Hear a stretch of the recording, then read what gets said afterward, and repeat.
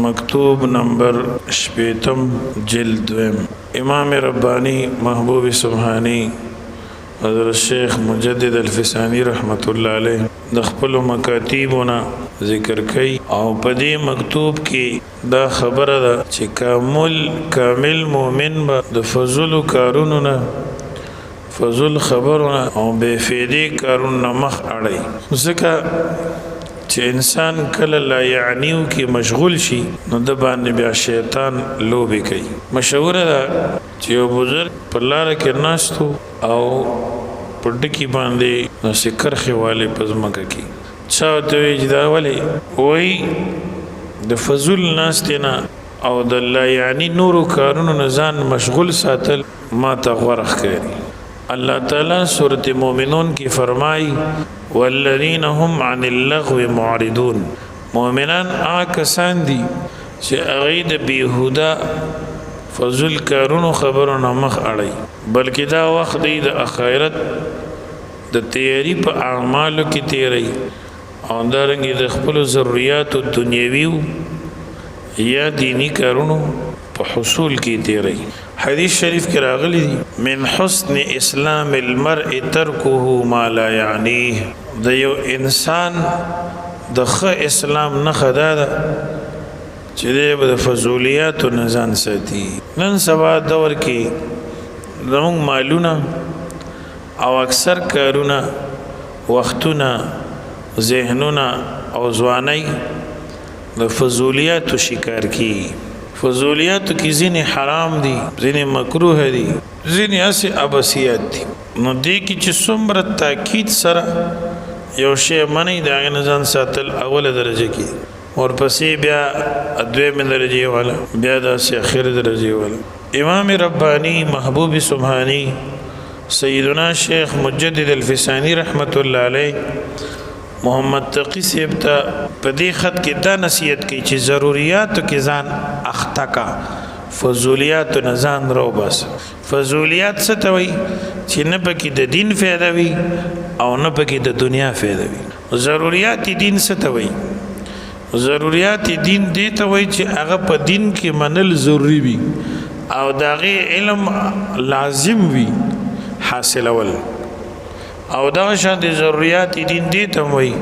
چې د هغه باره کې عوام او خواص ته یو شانتي معلوم وي چې زموږ د دین حصہ ده یا زموږ د دین حکم دی یا زموږ په دین کې دا شی منع دی امام ربانی رحم الله لیکي چې تاسو خط مې وکتلو او بیا ته جواب ورکړي د حضرت صدیق اکبر رضی الله عنه د خلافت حقیقت کې د دوو صدر اولو یعنی د خیر القرون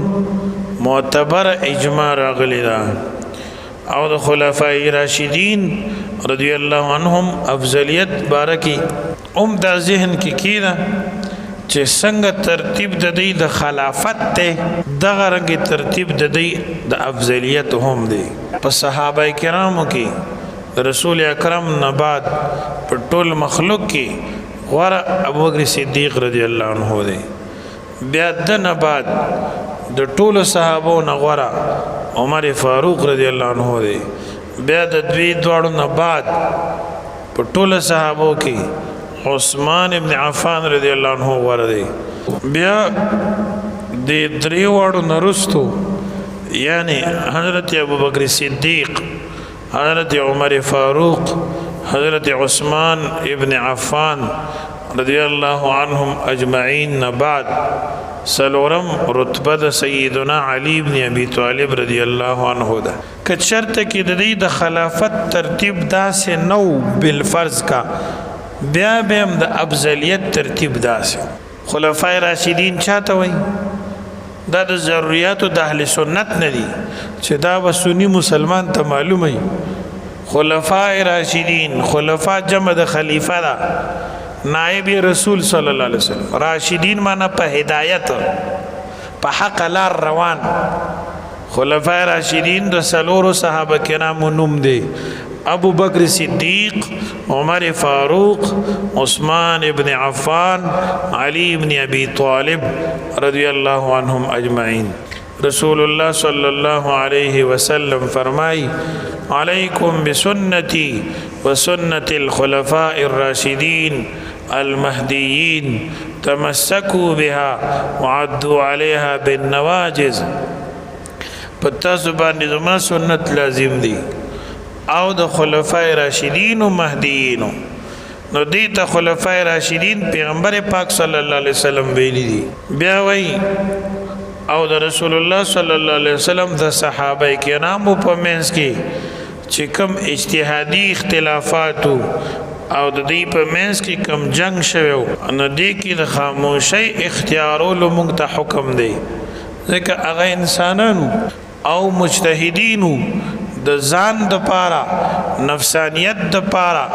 د خپل مفادو د پاره هغه اختلاف نو کړي، هغه اجتهادي طور د اختلاف. زمونږ استادو نمخ کې مشران صحابه کرام تیر شوي دي، د هغه د بشري اختلافات یا اجتهادي خطاګانی هغه مونږه په خیر سره یادو. الله تعالی د مؤمنانو صفت کې دا څه فرمایي چې د صحابه کرامو تذکره په خیر سره کوي. الله تعالی اتیشت مبارک فرمایي والذین جاءوا من بعدهم یقولون ربنا اغفر لنا ولاخواننا الذين سبقونا بالایمان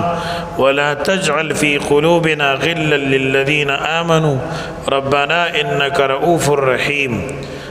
کسان چې د صحابو نه بعد راشي عام مسلمانان یادي او رستو راشي هغه دعا کوي چې خدای مونږ وبخي او زمونږ هغه رونه چې زمونږ نه مخکې په اسلام کې تیر شوي دي. ولا تجعل في قلوبنا مگر دې پزړونو زمونږ کې غلن کینا بغض للذین آمنوا مؤمنانو لپاره صحابه کرامو لپاره خصوصا. نو دی وجنه امام ربانی صاحب د خپل مرید ته نصیحت کوي چې هغه کې خاموشي اختیارول دا په دلایل ثابت دي او تا چې کوم دلایل لیکلي دي په دې باندې ما ډېر خوشاله شو. الله تعالی قرآن مجید کې فرمایي والذین هم عن اللغو معرضون. د مؤمنانو صفت کې دا راځي د لا یعنیون بدن سدي او الله تعالی قرآن مجید کې فرمایي چې دا دوزخیان دوزخ ته لاړ شي نو دوی به وایي چې موږ ولې جهنم ته رالو، نو خپل ګناهونه به یادوي چې دا کارم کو دام کو دام کو. یو به پکې دام وایي وکنا نخوض مع الخائضین او مونږه چې فضل باسونم کول فضل خبرم کولی بے فیدی ولا یعنی خبرم کولی. علامہ آلوسی رحمت اللہ علیہ تفسیر روح المانی کی لکلی دی خود فی الباطل سے توید شرک کفر خبر و تموی ناروا خبر و تموی او دارنگی ونقل الحروب التي جرت بين الصحابة لغير غرض شرعي بل لمجرد أن يتوسل به إلى طعن وتنقيس. د صحابه کرامو هغه جنگونه اجتهادي اختلافات اوس وخت کې خلکو ته نقل کول دې لپاره چې خلک په صحابو بدګمان شي، دا د باطل پرستو کار دی. مولانا عبدالله صاحب رحمت الله علیه د اسلام آباد هغه ته یو سړی راغی وی ستاسو مودودی صاحب سره څه اختلاف دی؟ مولانا رحمت الله علیه وتحیات الصحابه ورکو د مولانا محمد یوسف کاندیلوی رحمت الله علیه وی دا وګوره هغه ملګری آیات الصحابه میاشتې مکتلو بیا راغو بیا وته خلافت ملوکیت ورکه د مودودی صاحب کتاب دی وی دا وګوره اوسه یو هفته لس ورځې بعد چراغو وته وی دواړه کتابونه وکته ویاو وی د حیات الصحابه په کتو سره ستاسو ذهن جوړ شو. وی ما چې کړ د حیات الصحابه مطالعه شروع کړه نو ما ته صحابه کرام ډیر اوچت خلق کار کېدل او د نبی علیہ السلام فدایان د نبی علیہ السلام په دین باندې په مال جان سره په ارث سره قربانی پیش کوونکي خلق سرفهرست صحابه کرامو او د هغې واقعات او تذکره او حالات مې پکې کتل. زما دا ذهن جوړ شوی چې صحابه ډېر اوچت خلق دی څنګه چې په دین کې راغلي دي بالکل زما فکر هم داسې و زما طبیعت داسې جوړ شوی. وی دا دویم کتاب خلافت ملوکیت چې دی راکو نو زما دا نظریه خراب شوه او دا ذهن می جوړ شو چې لکه نن سبا مونږ څنګه دنیا پسې کورسای پسې او حدیث پسې منډې وهو داسې خو صحابه هم کړي دي خپلو کې جګړې کړي دي او یو بل ته لاس اچولی د دنیا دپاره والعیاذ بالله نو مولانا رحمه الله ورته فرمیل چې دا زمونږ او د جماعت د مودودي سه فرق دی نو سړی پوه شو په خبره صحابه کرام رضوان الله علیهم اجمعین دا زمونږ د دین سند دی منز او دین او دا اعمال چې د رسول اکرم نه صادر شوي دي دا چا زده کړي د نبی کریم نه صحابه کرامو او صحابه کرامو بیا نور امت ته رسول دي نو په دې وجه د دې اصحاب مبارک امام ربانی رحمه الله دا نصیحت کوي چې دا د خلافت د خلفای راشدین خبره ما وکتله نو زه ډېر خوشحاله شوم بیا فرمای بحث امامت کې دا اعتقاد کافی دی او اهل سنت والجماعت شکر الله سعیهم موافق دی اے زما د شفقت او د محبت نشان والا مخدومه بحث امامت د دین په فروغو کې دی فروعي مسائلو کې دی د شریعت اصول نه دی ضرورت د دین جدا دي کم چې د عقیده او د عمل سره تعلق ساتي او هغه په علم کلام او علم فقه کې راغلي دي لہذا د دې خیال ساته او دا ازدکا او دې ته وخت ورکا ضروریات کو چھوڑ کر فضولیات میں مشغول ہونا اپنی عمر کو بیہودہ باتوں میں صرف کرنا ہے چې ضروریات د دین پرې دي او لایانی خبرو ته توجه کې وخت ضایع کول دي او کم سړی چې په لایانی خبرو کې مشغوله وي دا دې نه ښه ده چې دې سړي نه الله مخ اړولی دی امام ربانی سے فرمائی دا د اعراض عن الله نشانی ده چې سړی په لایانی کارونو کی عمر تیرئی و زندگی تیرئی علامت اعراضه تعالی من العبد اشتغاله بما لا یعنیه د یو بنده په فضول خبرو کې مشغوله کېدل دا د دې نښه ده چې الله د دې سړي نه مخ اړولی دی والعیاذ بالله که د امامت ته بحث د دین د ضروریاتو د شریعت د اصول نه وي څنګه چې د شیعاګانو ګمان دی نو په کار چې په قران کریم کې الله د خلیفت تعین کړی وي چې د رسول اکرم نه بعد به دا خلیفہ وي دا به وي او نبی علیہ الصلوۃ والسلام په خپل حیات او ژوند کې تسریح او وضاحت سره یو کس خلیفہ مقرر کړو او خلیفہ به ګرځولیو حالان کې په کتاب او سنت کې د دې خبر اهتمام مونږ ته نه ښکارېږي نو معلومه شوه چې په بحث د دې امامت کې نو په دې کې وخت ضایع کول او مشغوله کېدل دا نقصان رسي چې بیا سړی د دین ضرور خبرو ته اهم خبرو ته اوسګارېږي نه کله که یو سړی غواړي چې زه د دین کار وکم امام ربانی رحمه الله فرمای اول دله پکار دي چې خپل عقیده زده کی اعتقاد درست کی کوم چې د الله تعالی د ذات او صفات او افعال سره تعلق لري او بیا دا عقیده زده کی چې کومې خبرې نبی علیہ الصلوۃ والسلام د الله د طرف وروړي دي او په ضرورت او تواتر سره په دین کې معلومه شوي دي لکه حشر او نشر آخرت او ثواب او عذاب دا ټول حق خبرې دي دا زده کی دا داسې ضروریات د دین دي چې د اختلاف گنجائش هم پکې نشته که د چا په دې ضروریاتو د دین کې په یو خبره باندې عقیده نه وه نو د دې سړي نجات نشته بیا دویم بیا اهم شی فقهي احکام زده کول فرض او واجب او سنت د زده کول او عمل کې راوستل شرعي حلال او حرام په ښه طریقه زده کول او حدود د شریعت کې ډېر لوی احتیاط کول دې لپاره چې د آخرت د عذاب نه نجات حاصل شي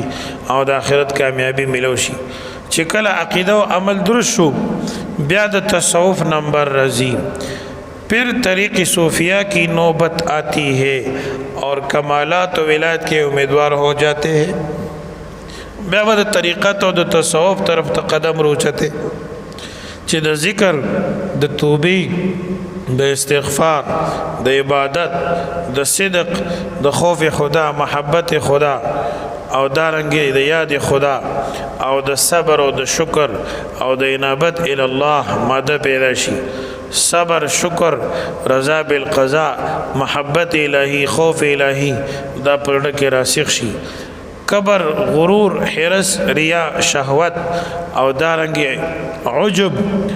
او کفر شرک گناهونه دا د نفس نه لري شي دې لپاره د تصوف لار اهمه ده امام ربانی رحمه الله فرمایي وې د بحث امامت د پاره دومره وخت لګول او بدې کې تفصيلاتو کې ګوتېوال د دې مثال دی لکه یو شی چې په لار لړ کړی شي په دې سړی عمر لګي نو دا فرعي مسائل دي او موږ نه په قبر کې تپوس نه کیږي خود اعمال او د اخلاق او تپوس بکیږي د صحیح عقیده د توحید او سنت احکام او حلال او حرام او تپوس بکیږي دې طرف ته متوجه شه چون کی مخالفین په دې باره کې ډېر لوی شور برپا کړی دی او د رسول الله صلی الله علیه وسلم مبارک او صحابه باندې زبان درازي کړی دا دیو جنا علما مجبورن د دې خلاف کتابونه لیکي ځکه چې د دین نه فساد لري کول دا هم په دین کې ضروری دي او د فسادیانو خلکو غلط خبرې رد کول او د مسلمانانو د عقیدې تحفظ کول دا هم اهم عمل دی ځکه علما په دې بحث کوي ورنه دې ته ضرورت نشته دی الله پاک دې موږ تاسو د صحابه کرامو خلفای راشدینو سره مینه لرونکي وګرځي او دا قاعده ذهن کې کینوي چې صحابه کرام دقه وو تیر شو داسې خلک بیا نه راځي بعضې سادهګان خلک وایي یا الله د حضرت عمر صاحب غوندې بادشاه راولي ساده سړیه د حضرت عمر صاحب غوندې په صحابو کې سوای ابوبکر صدیق بل نو اوس وخت کې به څنګه راشي سیدنا حسن بصری رحمه الله فرمای شور کو رباسي چې سپي او خنزیران را باندې بادشاہان نه دي یعنی زموږ اعمال داسې دي چې موږ باندې خنزیران نو سپي مسلط شي نو لہذا ولی الله او بزرگ په هر زمانہ کې دا زمانی د خلکو مطابق وي او بکر صدیق په خپل زمانہ کې افضل بهتر بیا دا غنه بعد صحابه غورو دا انرستو تابعین په خپل دور کې غوړه خلکو اتباع تابعین دغه زموږ زمانہ کې چې کوم سړی د حلال او حرام تمیز کوي په شرع برابرۍ ګناهونو نه ځان ساتي نیکی غالب وي په ګناهونو ضروري احکام زده کړي دا د زموږ زمانه ولی الله دی دا بزرگ دی امام الشیخ محی الدین سیدنا شیخ عبدالقادر جیلانی رحمه الله خو بیا دنیا ته ناراضی کړه شاه نقشبند بخاری رحمت الله علیه خو یو ترسه بیا خو ناراضی د دې زمانه په دې ماحول کې چې سړی